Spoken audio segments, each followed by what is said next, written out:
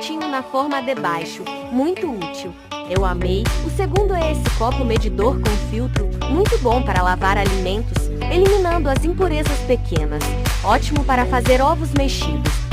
O terceiro é esse porta-ovos, que cabe muito e dá para colocar na geladeira. Ele deixa tudo organizado para poupar espaço na sua cozinha, além de garantir que os ovos não vão quebrar. E vem com um medidor para fazer a contagem de quantos ovos faltam. O quarto é esse organizador de latas, essencial para ter na cozinha, para deixar tudo ainda mais organizado e prático de usar. Por último são esses potes herméticos que são tudo. Além de lindos, são muito práticos e vedam o alimento muito bem, deixam a cozinha ou despensa muito clean. Dá até mais vontade de comer depois de ver tudo lindo desse jeito.